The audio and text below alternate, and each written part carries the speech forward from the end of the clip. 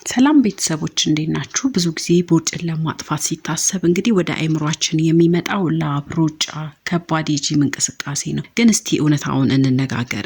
ስንቶቻችንን በየቀኑ ስፖርት ለመስራት ጊዜ ያለን ወይንም ደግሞ አቅሙ ያለን ስንቶቻችንን የሚለውን ጥያቄ እንግዲህ ለእናንተ ትቻለሁ።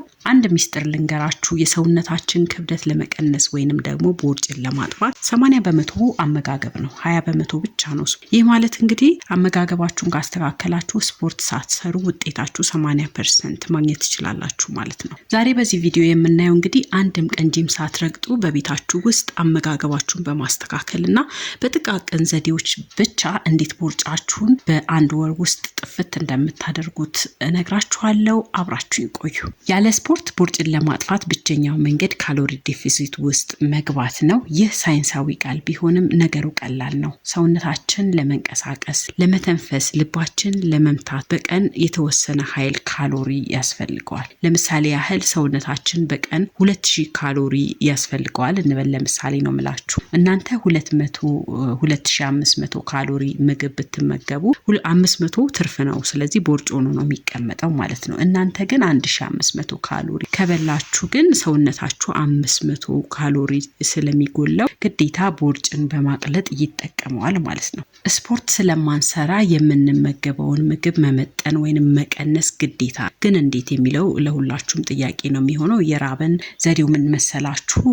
የሳህናችሁን መጠን መቀነስ ነው። ትልቅ ሳህን ላይ ትንሽ ምግብ ከምትመገቡ ትንሽ ሳህን ላይ ሳህኑን ሙልት አድርጋችሁ ማቅረብ ይኖርባችኋል። ይህን ስታደርጉ እንግዲህ አይምሯችሁ ብዙ ምግብ እንደተመገበ ይቆጥርላችኋል ማለት ነው። ስፖርት ስለማንሰራ እንግዲህ የምንበላው እያንዳንዱ ጉርሻ እንግዲህ መመገብ የሌለብን ወይንም ጠላታችን የሆነው ምግብ ምንድነው? ስኳርና ፈሳሽ ካሎሪዎች ናቸው።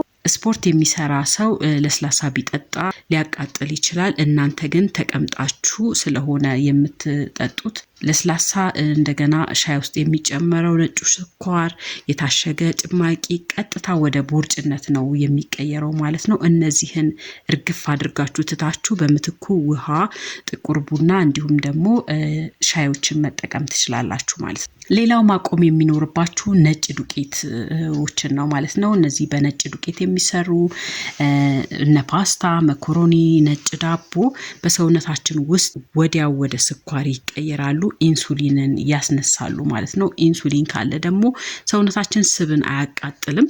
ስለዚህ በምትኩ አጃ፣ ጥራጥሬን እና አትክልቶችን መመገብ ነው የሚኖርባችሁ ማለት ነው። ሌላው መመገብ የሚኖርባችሁ ፕሮቲንን በብዛት መውሰድ አለባችሁ። አሁን እንግዲህ በተለምዶ ፕሮቲን ሲበላ እንዳለ ክብደት ይጨምራል የሚል ነገር አለ። ነገር ግን በተቃራኒው ማለት ነው እንቁላልን፣ አሳን፣ የዶሮ ስጋ ወይንም ደግሞ ለጾም ጊዜ ምስርና ሽሮን መጠቀም ትችላላችሁ። ፕሮቲን እንግዲህ ሁለት ጥቅሞች አለው። አንደኛው ቶሎ ያጠግበናል። ሁለተኛው ሰውነታችን ፕሮቲን ለመፍጨት በጣም ኃይል ይፈልጋል ማለት ነው። ተቀምጣችሁም እንኳን ሰውነታችሁ ስራ ላይ ነው የሚሆነው ማለት ነው ፕሮቲንን ስትመገቡ።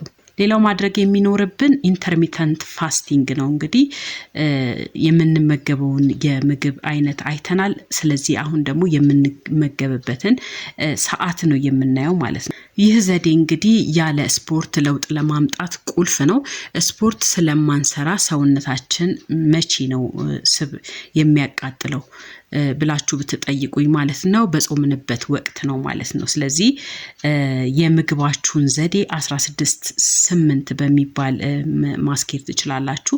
ያ ማለት ለ16 ሰዓት አትመገቡም ወይም ደግሞ የምትተኙበትን ሰዓት ጨምሮ ለ16 ሰዓት አትመገቡም። ከዛ በኋላ ደግሞ ትመገባላችሁ ማለት ነው። ይህ ማለት ለምሳሌ 2 ሰዓት ላይ እራት ከበላችሁ ነገ ወይ በቀጣይ ቀን 4 ሰዓት ላይ ነው ቁርሳችሁን መመገብ የሚኖርባችሁ። ቁርስ እስኪደርስ ደግሞ በባዶ ሆዳችሁ ውሃን በደንብ መጠጣት ይኖርባችሁ። በዚህ መሃል እንግዲህ ባለው ሰዓት ሰውነታችን ምንድነው የሚያደርገው? ከምግብ የሚያገኘው ኃይል ስለሌለ ወደ ቦርጫችሁ ሄዶ ስብ ማቃጠል ይጀምራል ማለት ነው። ይህ ያለ ስፖርት ቦርጭን አታክ የምናደርግበት መሳሪያ ነው ማለት ነው ተመልካቾች። እሺ ምግቦችን አይተናል። ምግብ ብቻ አይደለም 3 ድብቅ ዘዴዎች አሉ ማለት ነው ቦርጭን ለማጥፋት።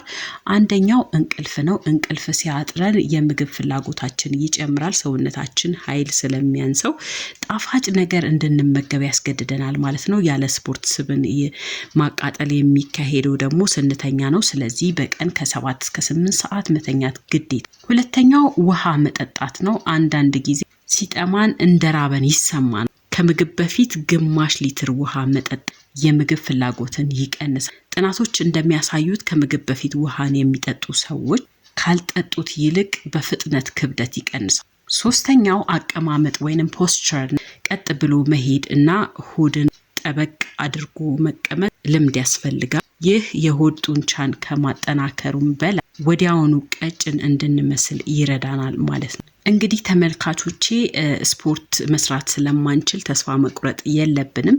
ነገር ግን ስፖርት ካልሰራን ደግሞ እነዚህን ነገሮች ለማድረግ ዲሲፕሊን ያስፈልጋል። በቀጣይ ቀናቶች እንግዲህ እነዚህን ቃል ትገቡልኛላችሁ። አንደኛ ስኳርን ሙሉ ለሙሉ ማቆም ይኖርባችኋል። ሁለተኛ እራት ማታ 2 ሰዓት ትበላላችሁ። ከዛ በኋላ ቁርስ እስኪደርስ ደግሞ ውሃ ብቻ መጠጣት ይኖርባችኋል።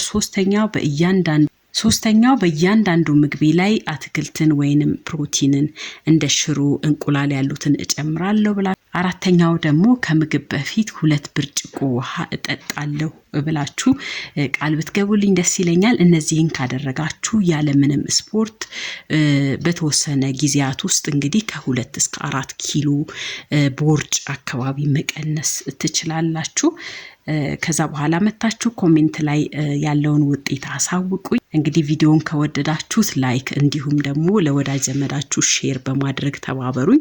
በሌላ ጠቃሚ ቪዲዮ እስክንገናኝ ቸርን ሰንብት።